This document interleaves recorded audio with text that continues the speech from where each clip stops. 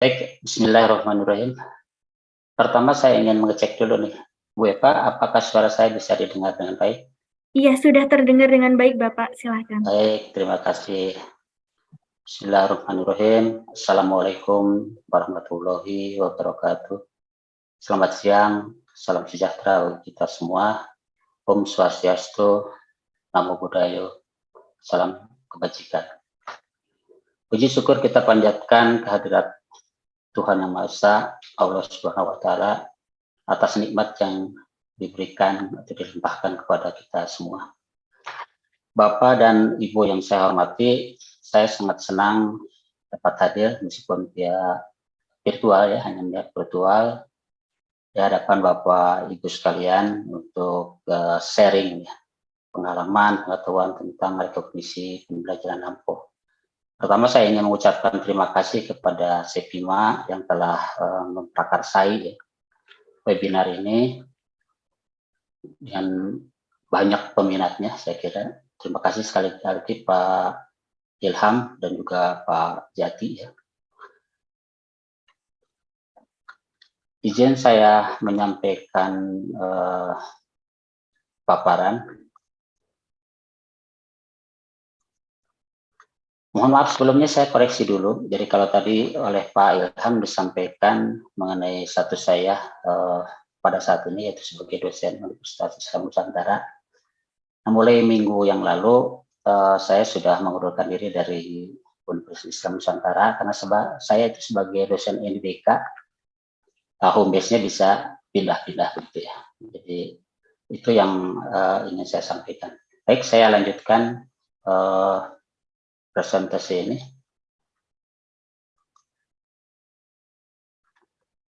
Sudah terlihat presentasinya, Bu Eva? Atau yang lain? Iya, Ibu, sudah. Iya, Bapak, sudah terlihat untuk share screen-nya. Baik, terima kasih.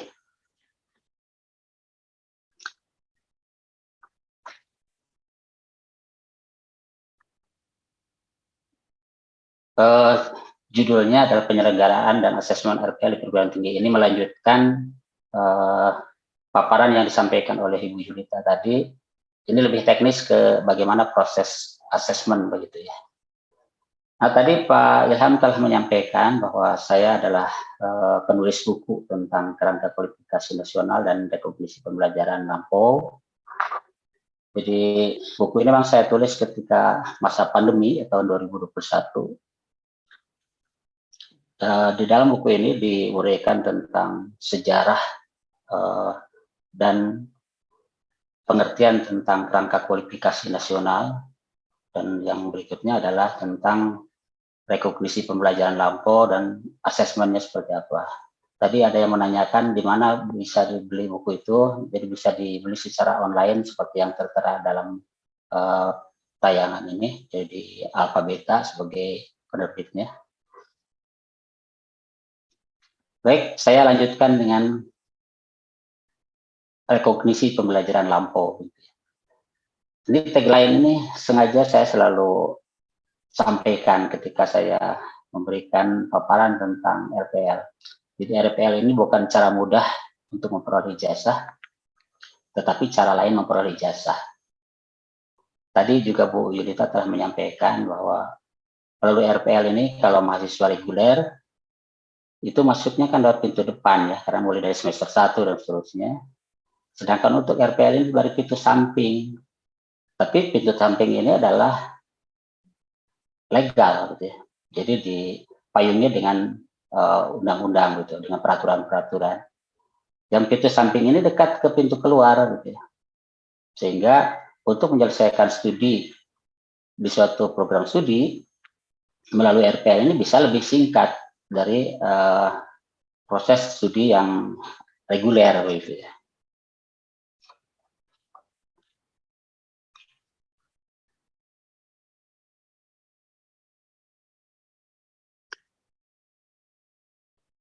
Saya sampaikan dulu bahwa bagaimana sebetulnya RPL ini diinisiasi di berbagai belahan dunia. Jadi sebetulnya RPL ini merupakan salah satu misi dari UNESCO untuk mempromosikan setiap individu untuk memperoleh pendidikan yang dikenal dengan istilah pembelajaran sepanjang hayat. Kalau kita bicara tentang belajar, biasanya kan selalu diasosiasikan dengan belajar secara formal di ruang kelas, gitu kan, atau mungkin di laboratorium. Padahal sebetulnya seringkali belajar yang bermanfaat juga bisa diperoleh secara non formal atau informal. Saya kira kita bisa melihat beberapa orang ya sebagai contoh yang belajar secara mandiri, secara otodidak maksud saya, akhirnya juga memperoleh hasil belajar yang mumpuni gitu. Nah, RPL menurut definisinya UNESCO itu akronimnya adalah RVA, yaitu Recognition, Validation, and Accreditation of the Outcome of Non-Formal and Informal Learning. Nah, beberapa negara juga menjadikan satu ya, yang dari formal learning, kalau ini kan non formal informal ke dalam ke hasil belajar formal. Beberapa negara juga sudah mempraktekannya bahwa hasil pembelajaran formal itu juga masuk ke dalam RPL. Jadi hasil belajar formal itu diperolehnya melalui transfer kredit. Mungkin nanti akan saya jelaskan. Tadi juga sebetulnya sudah dijelaskan oleh Bu Yulita mengenai transfer kredit ya. Nah, kembali ke definisi yang ada di Permendikbudristek nomor 41 tahun 2021. Pertama, yang tersirat itu adalah pasal CP di situ. Rekognisi pembelajaran lampau yang selanjutnya disingkat RPL itu adalah pengakuan atas capaian pembelajaran seseorang yang diperoleh dari pendidikan formal itu. Nah, itu pendidikan formal itu melalui transfer SKS. Yang kedua adalah dari atau ya non formal atau informal dan atau pengalaman kerja yang ini disebut dengan perolehan kredit atau perolehan SKS. Jadi itu secara sangat jelas apa yang tersurat di dalam definisi Permendikbudristek itu tentang apa itu RPL. Yang kedua, apa yang tersirat di dalam peraturan menteri tersebut adalah mengenai jenis RPL-nya. Jadi jenis RPL itu ada dua yang tadi juga oleh Bu Yulita telah disampaikan, yaitu RPL tipe A dan yang kedua adalah RPL tipe B. Kalau yang tipe A itu adalah untuk melanjutkan ke pendidikan formal, sedangkan yang tipe B adalah untuk penyetaraan dan kualifikasi tertentu, khususnya ini untuk calon dosen atau guru ya, yang belum memiliki kualifikasi jenjang 7 atau jenjang 8 gitu. Nah, kita lihat bagaimana asal hasil belajar itu dan tata cara asesmennya. Tadi juga telah disinggung oleh Bu Yulita tentang RPL tipe A, di mana RPL tipe A itu salah satunya adalah pengakuan capaian pembelajaran secara parsial, di mana di situ ada yang hasil belajar awalnya itu atau asalnya itu dari program studi pada perguruan tinggi sebelumnya, yaitu yang formal. Satu lagi adalah pendidikan non formal atau informal atau pengalaman kerja. Nah, kata secara parsial di sini adalah kita melakukan asesmennya per mata kuliah, bukan secara keseluruhan dalam bentuk kualifikasi. Jadi kalau kita lihat, saya buatkan ilustrasi di bawah. Yang satu itu adalah hasil belajar yang diperoleh dari pendidikan formal, ya. Kemudian yang bawah satu lagi adalah hasil belajar yang diperoleh dari pengalaman kerja atau mungkin juga non formal atau informal gitu ya. Kemudian direkognisi ke hasil belajar untuk melanjutkan ke pendidikan formal, jadi melanjutkan di perguruan tinggi. Nah, yang atas CP formal ya, pengakuannya melalui transfer SKS. Sedangkan yang bawah CP non formal, informal atau pengalaman kerja, pengakuannya melalui perolehan kredit. Nah, inilah yang harus kita pahami tentang bagaimana proses asesmennya dari kedua tipe RPL ini yang tipe A gitu. Kemudian berikutnya adalah asal hasil belajar dan tata cara asesmennya untuk yang kita sebut dengan tipe B. Jadi tipe B ini ujung-ujungnya bukan memperoleh jasa, tadi baru disampaikan oleh Bu Yulita, yaitu untuk penyetaraan kekualifikasi di dalam jenjang KKNI gitu. Kalau dosen ya jenjang 8, mungkin guru jenjang 7 gitu. Nah, kalau untuk melakukan penyetaraan ini berbeda dengan atau asesmennya dengan yang tipe A. Kalau tipe B ini asesmennya dilakukan secara holistik. Jadi untuk kualifikasi tertentu gitu ya. Jadi tidak per mata kuliah. Nah, itu agak bedanya dalam proses asesmen.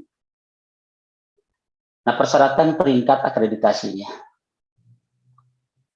Yang satu, pengakuan CP dari formal ke formal, yang transfer SKS, dan pengakuan CP dari non-formal, informal, dan pengalaman kerja untuk memperoleh SKS.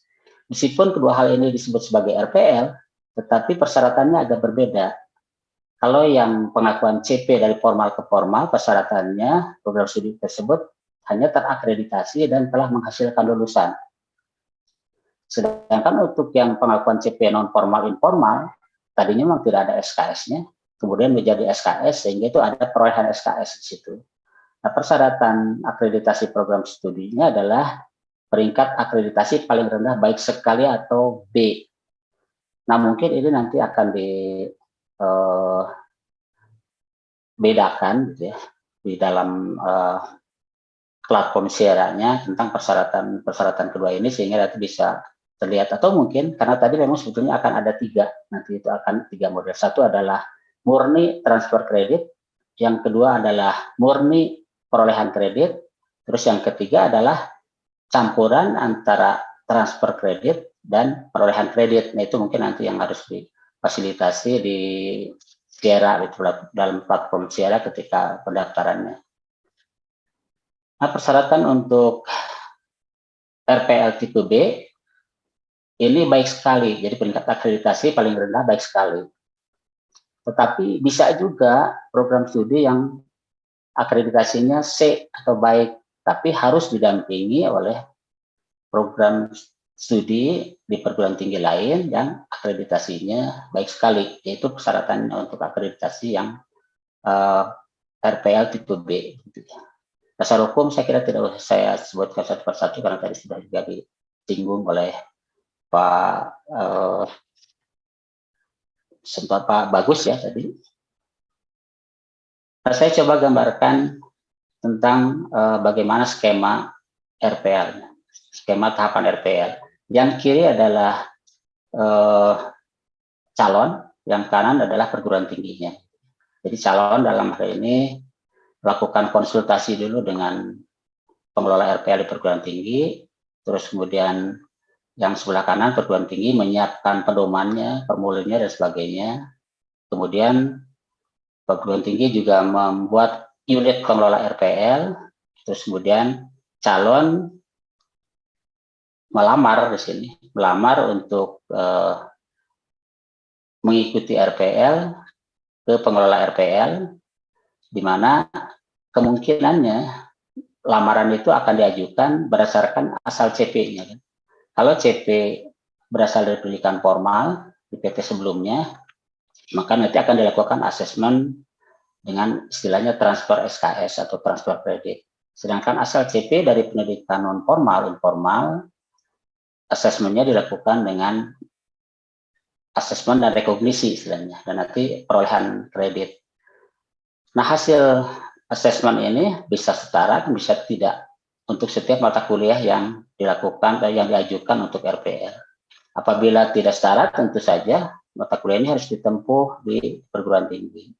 Nah, untuk yang dinyatakan setara, hasil belajar mata kuliahnya atau learning outcome, course learning outcomes-nya, maka itu ditetapkan oleh perguruan tinggi bahwa mata kuliah tersebut telah lulus melalui asesmen RPL, dan ini mengurangi jumlah mata kuliah yang harus ditempuh di perguruan tinggi. Itulah tadi saya sampaikan bahwa ini lewat samping, kan, lewat pintu samping.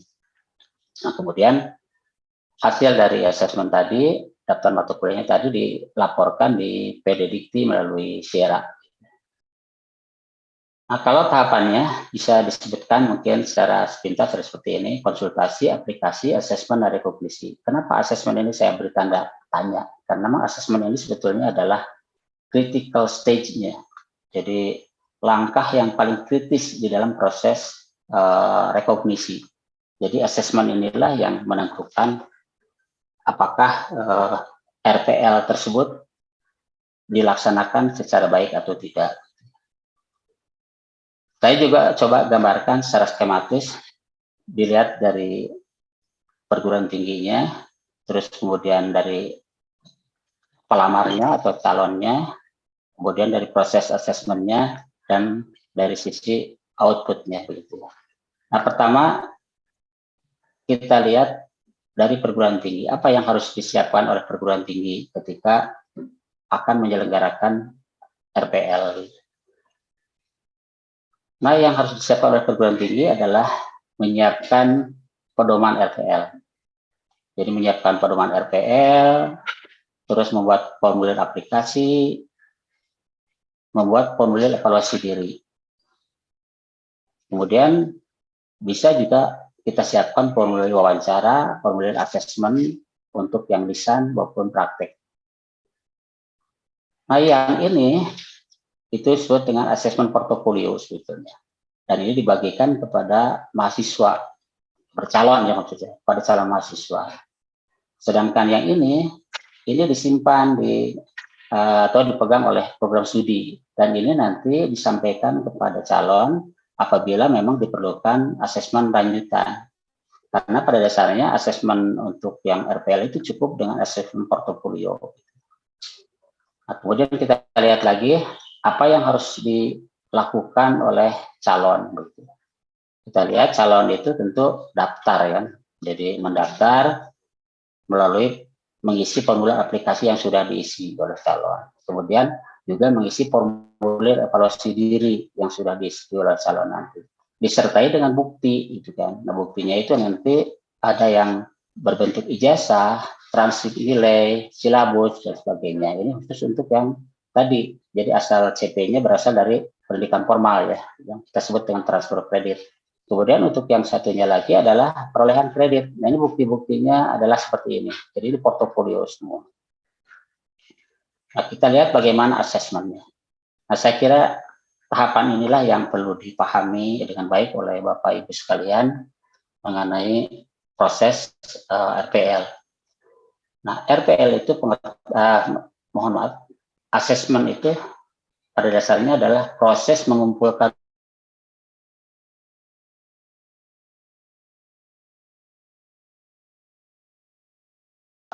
kompetensi tertentu atau belum, ya. Nah, kalau per mata kuliah tentu saja kompetensinya kompetensi mata kuliah, gitu, ya. Nah, ini penting sekali dipahami tentang collecting evidence ini, bukti. Artinya bukti yang kita kumpulkan untuk asesmen ini. Mungkin akan lebih jelas kalau kita lihat apa itu bukti dan bagaimana jenis-jenis bukti itu. Kita mengenal sebetulnya jenis bukti itu 3, ya. Jadi pertama adalah yang disebut dengan bukti langsung, kemudian bukti tidak langsung, dan bukti tambahan. Nah, apa yang kita lakukan dalam asesmen secara reguler, biasanya kita mengumpulkan bukti itu dari bukti langsung atau tidak langsung, dan tidak pernah kita mengumpulkan bukti yang sifatnya tambahan atau portofolio.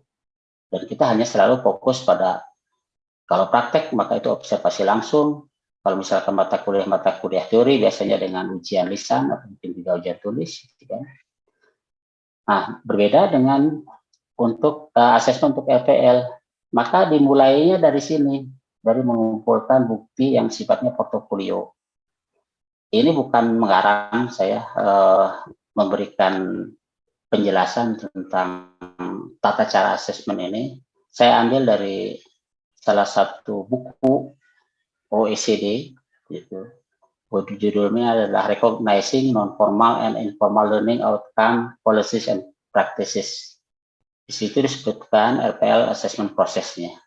Di situ the portfolio is a particularly relevant to validation of non-formal and informal learning.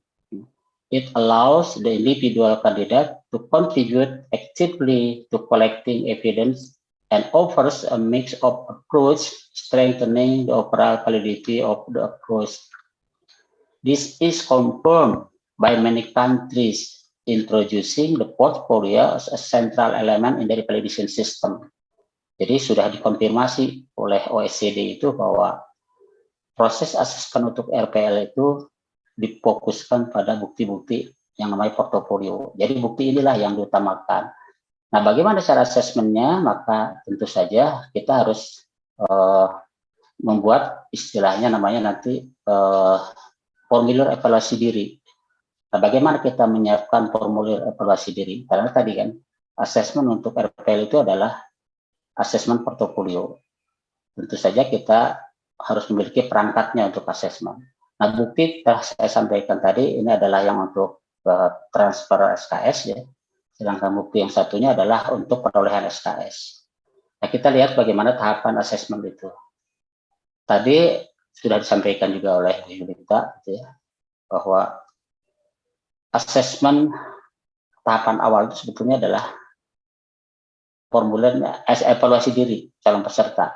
Di situ disiapkan namanya formulir evaluasi diri. Nah, ini tentu saja kaitannya dengan CP program studi, CP mata kuliah. Gitu. Nah, kemudian wawancara, dengan formulir wawancara. Nah, formulir-formulir itu tentu harus disiapkan oleh program studi yang akan menyelenggarakan rekognisi pembelajaran NAMPO. Sedangkan yang ini tadi saya sampaikan bahwa ini tambahan, jadi bisa saja dilakukan, bisa juga tidak.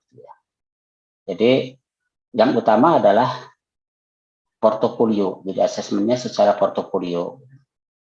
Nah, kalau kita lihat saya lewati, ini mungkin fokus pada penyiapan formulir evaluasi diri. Di formulir evaluasi diri itu ada yang sebelah kiri harus ada merupakan uraian tentang kemampuan akhir yang diharapkan, yaitu capaian pembelajaran mata kuliah per topik bahasan. Ini saya ambil contoh dari salah satu perguruan tinggi di Kanada untuk diploma bisnis. Jadi untuk program manajemen, mata kuliahnya adalah konflik manajemen. Ada sekitar 12 topik bahasan di dalam mata kuliah tersebut. Nah, ini disiapkan oleh program studi. Jadi nanti program studi menyiapkan ini semua. Kalau kita sebetulnya secara mudah bisa ngambil dari RTS. RTS itu kita pindahkan ke sini. Ini merupakan topik-topik bahasan yang akan atau yang memberikan ciri ya atau kompetensi dari setiap mata kuliah. Nah, kemudian calon itu mengisi di sini. Jadi saya sampaikan juga sebelumnya bahwa desain formulir evaluasi diri ini dibuat sedemikian rupa agar kita antara program studi, terus kemudian calon mahasiswa dan asesor nanti bekerja dalam formulir yang sama. Bisa saja didesain model lain, ya, tetapi mungkin kurang praktis ya. Ini adalah cara praktis bagaimana kita melakukan penilaian dan menyiapkan formulir supaya kita bisa bekerja pada suatu formulir yang sama. Nah, calon mahasiswa nanti akan mengisi kan secara mengevaluasi diri lah. Apakah mereka telah memiliki kemampuan ini? Apakah mereka telah memiliki kemampuan ini? Kalau mereka mengatakan sangat baik, maka mereka contohnya yang sangat baik. Terus kemudian, ini mungkin ininya belum ada dulu. Mereka harus menyampaikan bukti. Nah, buktinya bermacam-macam. Jadi seperti yang saya sampaikan tadi. Jadi bisa daftar riwayat hidup, bisa sertifikat kompetensi, bisa foto-foto, bisa video, dan sebagainya. Nah, kemudian nanti asesor melakukan validasi, jadi melakukan verifikasi. Apabila apa yang diklaim oleh calon ini telah valid, telah asli, terkini, dan memadai sesuai dengan bukti yang disampaikan, maka tentu saja asesor mencontreng semua PATN ini. Nah, sekarang pertanyaannya, apakah harus semua ini dinyatakan sangat baik gitu bagi calon yang dinyatakan lulus? Ya tentu saja ini kita kembalikan ke masing-masing asesor begitu ya. Saya selalu memberikan ilustrasi seperti ini. Apabila kita menguji mahasiswa untuk satu mata kuliah, biasanya mungkin tidak seluruh topik yang ada di mata kuliah itu diujikan, baik itu dalam bentuk UTS UAS maupun dalam bentuk kuis gitu kan, atau mungkin juga nanti praktek demonstrasi. Biasanya mungkinlah katakannya 90% dari seluruh materi yang ada di mata kuliah tersebut. Terus yang berikutnya lagi, apabila kita melakukan penilaian terhadap hasil atau jawaban dari UTS atau UAS atau mungkin juga dari kuis, apakah harus benar semua? Tentu tidak kan? Ada gradingnya. Mungkin setengahnya benar kita beri nilai C. Mungkin 60% benar kita beri nilai C+. Atau mungkin nanti kita beri nilai juga A untuk yang nilainya atau benarnya atau jawaban yang benarnya lebih dari 80%. Nah, seperti itulah kira-kira kriteria kita melakukan penilaian terhadap bukti ini juga. Jadi tidak harus semuanya sangat baik.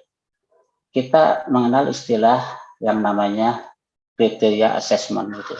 Jadi dalam kriteria assessment itu ada yang namanya grading dan threshold. Nah, kalau untuk pendidikan vokasi sebetulnya harusnya mengikuti threshold, yaitu kompeten or not kompeten. Tapi kalau untuk yang akademik, biasanya kita melakukan penilaian itu grading. Tapi vokasi di Indonesia juga sama, mengikuti pola penilaian grading. Gitu kan. Sehingga grading itu ya A, B, C, D, dan E. Ya, tentu saja kita melakukan penilaiannya juga berdasarkan jumlah jawaban yang bukti-bukti yang sudah sesuai, relevan, valid dengan topik-topik bahasan yang ada di sebelah kiri ini. Jadi itu sebagai pedomannya gitu ya, kalau ketika kita melakukan asesmen untuk mata kuliah, satu mata kuliah yang dilamar oleh calon dengan mengajukan bukti-bukti portofolio. Nah, ini salah satu contohnya. Jadi ini bisa berbentuk seperti ini, dan ini mengcover 3 kemampuan akhir yang ada dalam suatu mata kuliah. Bisa dijadikan hanya satu bukti saja. Nah, tadi saya sampaikan ya, pertanyaannya, apakah harus semua kemampuan akhir ini di ATM? Ya, tidak ya, itu tergantung pada bagaimana kita akan menilainya, apakah nilainya A, nilainya B, nilai C, dan nilainya D. Nah, apa artinya valid, apa artinya asli, apa artinya terkini, apa mencukupi, saya kira mungkin saya tidak perlu panjang lebar jelaskan, nanti bisa dibaca, dipelajari pada nanti mungkin yang akan di-share oleh Pak Ilham, gitu ya, PowerPoint ini. Dan yang satu lagi adalah masalah wawancara. Jadi tadi saya sampaikan di depan bahwa untuk portofolio ini sebaiknya itu juga digabungkan dengan wawancara. Jadi untuk asesmennya. Kenapa harus wawancara? Karena pengalaman saya seperti ini pernah terjadi ketika saya waktu itu mewawancari calon dosen di bidang penerbangan. Ada seorang dosen yang menuliskan di formulir evaluasi dirinya pengalamannya. Terus saya gali, ternyata ketika diwawancara, dosen tersebut menyatakan bahwa yang bersangkutan pernah ikut serta dalam modifikasi pesawat kepresidenan. Artinya, tentu saja beliau memiliki pengalaman yang cukup banyak dalam memodifikasi pesawat kepresidenan itu. Dan itu tidak tertuang di dalam daftar riwayat hidupnya, sehingga saya bisa memperoleh informasi itu dari wawancara. Jadi itulah sebabnya saya menyarankan agar portofolio ini digabungkan dengan asesmen wawancara, gitu, supaya kita bisa memperoleh informasi yang jelas tentang skill, tentang knowledge dari calon mahasiswa kita, gitu, calon. Nah, bagaimana kesimpulannya dari portofolio tadi? Tentu kita bisa membuat grading seperti yang saya sampaikan, hasilnya adalah grading bukan threshold. Jadi bisa kita memberikan skor misalnya A, misal B, bisa C, bisa D begitu. Seperti inilah kira-kira nanti memberikan scoringnya untuk hasil dari asesmen tadi. Nah, kemudian kita lihat lagi yang berikutnya. Jadi kalau ini asesmen utama, gitu ya, asesmen portofolio, maka ini adalah asesmen lanjutan. Ini pun jika diperlukan. Jadi jika diperlukan, maka kita bisa melakukan asesmen lanjut. yaitu dengan menyediakan formulir asesmen lisan, tulis, dan formulir asesmen praktik demonstrasi. Nah, untuk bisa lanjut ke sini, tentu saja diberitahukan dulu kepada calon waktunya kapan, asesmennya tentang apa, itu disampaikan. Jadi di situ nanti untuk asesmen lisan tentu kita sudah menyiapkan pertanyaannya, nanti juga menyiapkan jawaban yang diharapkannya, nanti dijawab, disediakan kolom untuk diisi oleh, atau untuk kalau ini lisan ya, ini lisan untuk menulis tidak seperti ini. Kalau lisan kita rekod di sini jawaban mahasiswa atau calon seperti apa, sehingga kita bisa melakukan penilaian apakah yang bersangkutan kompeten atau mungkin juga nilainya A, B, atau C. Nah, berikutnya sama juga kalau kita melakukan asesmen praktik demonstrasi. Nah, ini juga kita harus menyiapkan yang namanya daftar tugas atau instruksi, atau kita sebutlah dengan istilahnya dibuat lembar instruksi kerjanya. Ini pernah dilakukan dulu ketika saya membimbing teman-teman di Kementerian Kesehatan yang waktu itu banyak massal, jadi pelaksanaan asesmen secara massal ya, karena jumlahnya waktu itu ada 65.000 tenaga kesehatan yang lulusan SMA, itu harus segera tingkatkan kualifikasinya menjadi diploma 3, sementara perguruan tingginya sangat terbatas dan waktunya juga sangat terbatas untuk melaksanakan undang-undang tentang tenaga kesehatan. Nah, dengan modal RPL ini akhirnya angkatan pertama sudah lebih kurang 16.000 orang, terus kemudian angkatan kedua sekitar 16.000 orang, jadi sekarang totalnya sudah 35.000 dari target 65.000 itu yang sudah bisa menyelesaikan kualifikasi dari SMA ke diploma 3. Jadi mereka terselamatkan dengan adanya RPL ini. Nah, dulu waktu yang Kementerian Kesehatan itu saya sarankan sampai ke asesmen praktek demonstrasi. Jadi karena ini menyangkut masalah nyawa manusia, kan? Sehingga mereka harus kita uji, kita assess dengan meminta mereka untuk melakukan beberapa keterampilan praktiknya. Nah, kita lanjut dengan asesmen yang satunya lagi. Kalau tadi asesmen untuk perolehan kredit, artinya asesmen dari yang non formal, informal, dan pengalaman ke formal. Kalau sekarang asesmen untuk dari formal ke formal yang kita sebut dengan transfer kredit. Ini mungkin lebih sederhana lah. Jadi dibandingkan dengan tadi, ini cukup kita melihat file saja. Jadi bisa kita lihat dari silabus mata kuliah itu di perguruan tinggi sebelumnya, bisa dari bukti kelulusan, bisa juga kita wawancara, gitu kan. Jadi apa sebetulnya yang mereka pelajari ketika mereka dulu kuliah itu untuk mata kuliah yang nanti akan diajukan kredit transfernya. Nah, kalau praktek yang dilakukan di Jerman yang disebut dengan istilahnya adalah ekivalensi ya. Jadi ini cek equivalence check. Ini saya kutip dari model yang Oldenburg, model dari University Oldenburg yang disebut dengan istilahnya blanket assessment. Nah, mereka melakukannya secara keseluruhan. Ini program, jadi mata kuliah yang ada di program studi sebelumnya, dan ini mata kuliah yang ada di program studi yang akan dituju. Jadi tidak satu persatu diekivalenkan, tapi mereka melihatnya secara keseluruhan. Nah, di situ ternyata kelihatan bahwa dua mata kuliah ini setara dengan satu mata kuliah, ekivalen dengan satu mata kuliah. Mungkin yang ini di sini ada satu mata kuliah, ternyata terbagi ke dalam dua mata kuliah yang di sini. Nah, semua akhirnya bisa dilihat di bawah ini. Jadi mana saja mata kuliah yang learning outcome coverage-nya melebihi 70%, mana yang learning outcome coverage-nya 50%, dan seterusnya.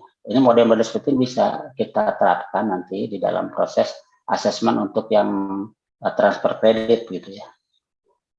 Nah, kita lanjutkan dengan juga ini skema juga.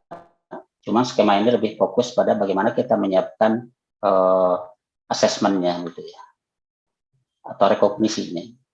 Kita bisa punya calon mahasiswa lulusan SMA atau setara, telah memiliki pengalaman dan mungkin juga pernah kuliah gitu ya. Jadi ada dua calon di sini. Yang satu adalah lulusan SMA sederajat dan pengalamannya.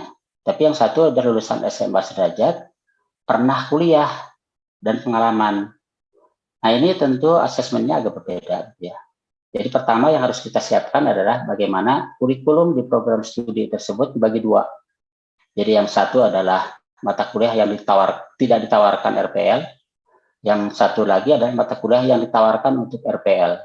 Dan ini lazim, yang saya lihat juga di contoh di Kanada itu, bahwa itu dibagi dua, ada yang ditawarkan, ada yang tidak ditawarkan. Yang tidak ditawarkan ini kalau dari pengalaman saya membimbing teman-teman perguruan tinggi untuk S1 misalnya waktu itu skripsi itu tidak ditawarkan untuk RPL, sedangkan yang lainnya itu ditawarkan untuk RPL. Yang lainnya mungkin bisa saja disebutkan di sini bahwa mana yang tidak ditawarkan untuk RPL, misalnya kompetensi yang merupakan kompetensi inti dari mata kuliah dari program studi yang mungkin tidak ditawarkan untuk RPL. Nah, dari yang ditawarkan untuk RPL itu kan nanti dipilih oleh calon.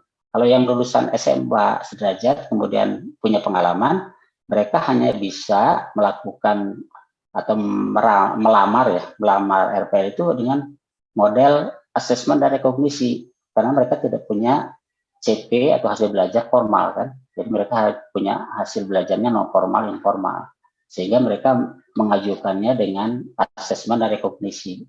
Sedangkan untuk yang lulusan SMA sederajat, pernah kuliah dan punya pengalaman. Nah, ini tentu saja mereka mengajukan dua ya. Jadi yang satu asesmennya pengecekan ekivalensi yaitu untuk transfer SKS, yang satu lagi adalah asesmen dan rekognisi untuk memperoleh SKS. Makanya tadi saya sampaikan bahwa sebetulnya perguruan tinggi itu punya jadi mungkin nanti juga akan diakomodasi oleh Bu Yulita di dalam platform Sierra gitu ya. Tapi diatur juga di PDDikti ketika kita memasukkan data. Nah, kalau misalkan murni untuk yang transfer SKS, kan persyaratannya juga agak beda.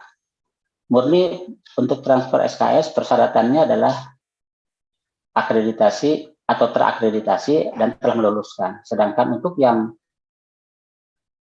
RPL dengan pengecekan ekivalensi, untuk yang asesmen dan rekognisi, maka ini tentu harus B kan minimal. Kalau yang untuk ini transfer kredit itu cukup dengan terakreditasi dan telah meluluskan. Kalau ini harus minimal B, baik sekali. Ini ada berbeda nih dari persyaratannya. Jadi kalau untuk yang ini tentu saja kalau misalkan mereka dua-duanya ada, jadi mereka akan mengajukan ekivalensi ya, dan juga mengajukan asesmen dan rekognisi untuk memperoleh SKS, maka tentu saja persyaratannya mengikuti yang persyaratan B ya, baik sekali minimal. Nah, kemudian dari sini bisa digabungkan, atau kalau yang murni SMA dan kemudian lulus ya, bukan punya pengalaman, kemudian diakses, maka hasilnya adalah hanya asesmen hasil rekognisi, yaitu memperoleh SKS. Sedangkan kalau yang SMA pernah kuliah dan punya pengalaman, mereka akan memperoleh dua-duanya. Yang satu hasil transfer kredit, yang satu hasil perolehan kredit. Dan ini dikumpulkan kemudian dibuat SK pimpinan perguruan tingginya untuk kemudian didaftarkan di PDDikti. Nah, setelah itu mereka mengikuti kuliah dan kalau lulus ya mereka sudah bisa diwisuda. Jadi skemanya seperti ini. Jadi CP yang peroleh dari pendidikan formal sama CP yang diperoleh dari pendidikan non formal. Nah, ini kan beda persyaratan akreditasinya. Nah, kemudian untuk dokumen yang harus disampaikan untuk bisa menyelenggarakan RPL ini, pertama adalah pedoman penyelenggaraan RPL. Ini juga bisa diunduh di Sierra, ya, di laman Sierra. Sudah ada template contoh lah, supaya nanti tidak susah-susah begitu mengarang-arang karena perlu panjang. Template saja, tapi itu bisa diikuti seluruhnya atau mungkin juga dimodifikasi. Tapi ada template-nya, tentunya itu ada di Sierra dan nanti juga dibagikan mungkin setelah webinar ini selesai. Contoh tadi. Yang kedua adalah peraturan akademik. Nah, peraturan akademik ini pasti harus dibuat khusus untuk yang mahasiswa RPL, di mana mereka harus disebutkan di situ berapa SKS yang maksimal bisa direkognisi. Kemudian berapa lama mereka harus menyelesaikan kuliah gitu kan, itu harus di state atau dituangkan dalam peraturan akademik. Dan yang ketiganya harus ada SK pimpinan perguruan tinggi tentang pengelolaannya. Jadi ini semua harus diunggah di laman Sierra untuk memperoleh kelayakan, selain juga disinkronkan dengan sistem informasi sistem penjaminan mutu internal. Nah, kemudian untuk tipe B, secara umum saja saya sampaikan persyaratannya adalah dokumen kajian tentang kebutuhan dosen, kemudian surat permohonan dari pimpinan perguruan tinggi, surat keputusan izin penyelenggaraan, surat keputusan akreditasi program studi, surat pernyataan kesediaan dari calon dosen, terus kemudian dokumen evaluasi diri, dan berkas asesmen, serta rekomendasi dari Senat perguruan tinggi. Ini persyaratannya untuk bisa diajukan ke Dikti, itu kan, atau mungkin ke Diksi, kemudian diterbitkan nanti SK penyetaraan pada jenjang 8 kerangka kualifikasinya nasional Indonesia oleh Dirjen on behalf of the Minister. Nah, nanti kalau untuk yang kelayakan menyelenggarakan LPL, contohnya seperti ini. Jadi nanti Sierra misalnya sertifikat kelayakan bahwa program studi ini pada program perguruan tinggi apa telah memenuhi syarat untuk bisa menyelenggarakan LPL. Nah, kalau untuk yang skema tahapan LPL tipe B, secara sepintas ini saya sampaikan bahwa calon menyiapkan kelengkapan dokumen, itu kan, kemudian perguruan tinggi mengadukan dosen itu melakukan kajian tentang keperluan dosen dan buat suatu usulan di situ bagaimana hasil kajian itu, bahwa itu memerlukan seorang dosen yang para praktisinya misalnya, yang belum bisa dihasilkan oleh perguruan tinggi untuk S2-nya misalnya. Nah, kemudian nanti akan calon ini mengajukan ke pengelola, kemudian sama juga dilakukan asesmen, hanya asesmennya berbeda dengan asesmen yang seperti tipe A. Jadi kalau tipe B ini asesmennya secara holistik, jadi nanti perkualifikasi. Saya kira begitu. Kemudian ini nanti hanya Direktorat Jenderal Pendidikan Tinggi, Riset dan Teknologi, atau ya dalam hal ini Direktorat Jenderal Pendidikan Vokasi, itu nanti akan menerbitkan surat keterangan penyetaraan, SK penyetaraan. Tentang penjaminan mutu, saya kira nanti bisa dibaca secara sepintas. Mengenai langkah-langkahnya, saya kutip saja 6 langkah untuk menuju penjaminan pelaksanaan LPL bermutu, nanti bisa dipelajari, tapi tidak usah nanti menulis satu persatu gitu ya. Jadi dalam buku pedoman, tapi ini langkah-langkahnya bahwa itu telah dilaksanakan. Ini contoh-contohnya juga tentang apa yang harus diklik di sini supaya kita bisa menjamin ya secara internal bahwa pelaksanaan RPL itu telah dilakukan dengan akuntabel dan transparan. Saya kira itu mungkin yang akan saya sampaikan. Kemudian nanti berikutnya, pertama saya kembalikan dulu kepada moderator untuk kemudian nanti diberikan kesempatan untuk tanya jawab. Terima kasih.